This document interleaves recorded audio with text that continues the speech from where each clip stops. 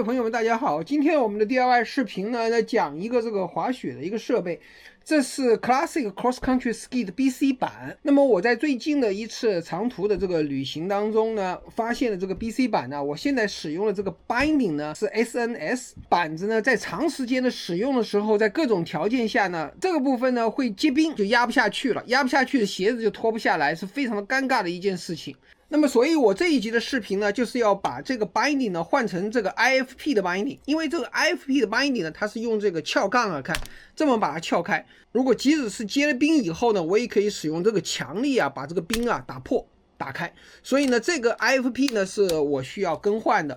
可是更换 IFP 的 binding 呢，需要在底下呢有 IFP 的 plate。那么给大家看一下呢，这就是 IFP 的 plate。那么这个 IFP 的 plate 呢，有两部分组成。那么这样的话呢，必须得 mount 到这个我们的这个 speedboard 上。所以今天的 DIY 的视频大家已经很清楚了，就是要把这个老的这个 binding 呢，把它 take off， 把这个 plate 装上，并且把新的 binding 呢给它套上去。那么首先第一步呢，我们要把这个老的这个 binding 呢把它打开。这种 binding 呢使用的是一种巨大的这种十字头，大家可以看这个十字头非常的大。如果你使用不合适的十字头啊，会把这个螺钉啊搞坏。那么把这两个打完了以后啊，这个地方是拿不开的，因为这前面呢还暗藏了一个。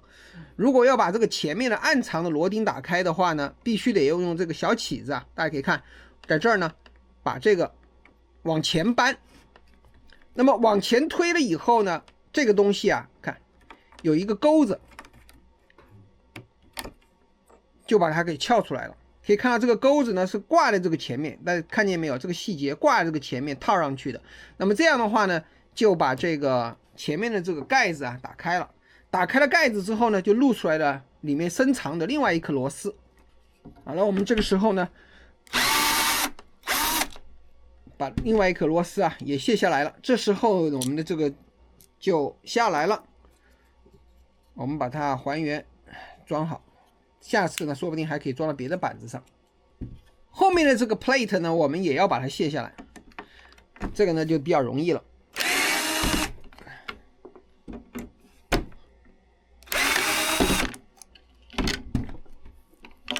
好了，那么这个就完全的卸下来了。我们的下面一步呢，就是要找到这个板子的重心所在。那么重心所在呢，它原来这画了一个非常 confusing 的这个红线。那么我把它放在这儿的话，大家可以看到这个地方啊，它其实不能平衡，重量在这一边。可以看到呢，在安装的这个人呢，他发现呢，这个黄线呢是对的。我们可以看到黄线呢是它的重心所在。好了，我们下面呢找到了重心以后呢，记得下一步，下面就是把前面的这个 plate 啊装上去。那么中间的这个地方有个 MP point，MP point 就是在我这个黄线这个地方，我们给它 align。我要非常的幸运，结果它的这些眼呢，居然都是在这个打好的上面，所以这些 plate 呢还是具有一定的兼容性的，省去了我这个打眼的困扰。那么在安装的时候呢，我在这上面呢稍微呢撒一点这个胶水啊，在这个眼里面。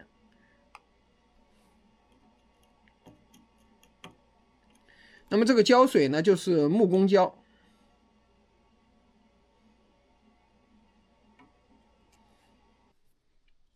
好了，我们这个时候啊，可以把这个螺钉啊，再重新的给它装上。先不着急拧紧，等我们把所有的螺钉呢都上了以后呢，在最后一起再调整一下。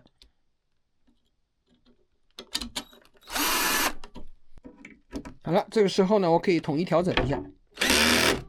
那么我把这个 torque 呢，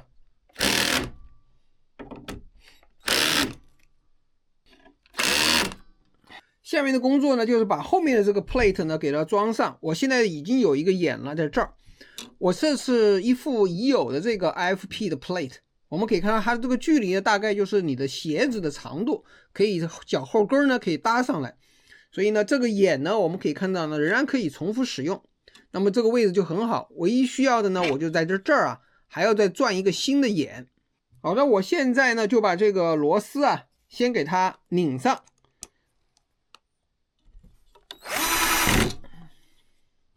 好了，打眼之前呢，我先把这个螺钉啊取出来。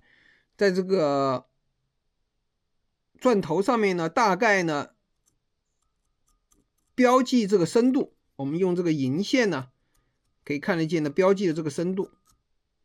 那么确保在它的中间以后啊，我们在这个位置呢，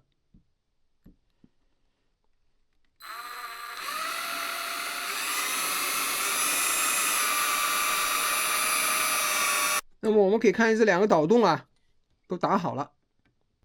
好，这个时候啊，我又换上了稍微啊这个大一点的这个钻头。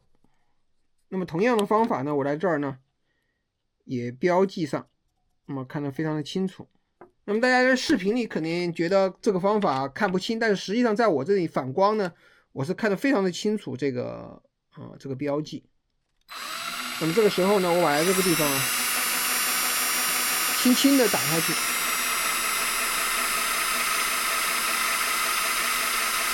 那么大家使用这个钻头的时候，切记啊使很大的力，要缓慢的旋转，这样防止它呀真的是打过头了。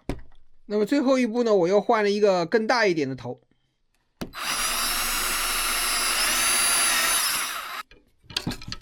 把里面这个碎屑子呢，那么导出来。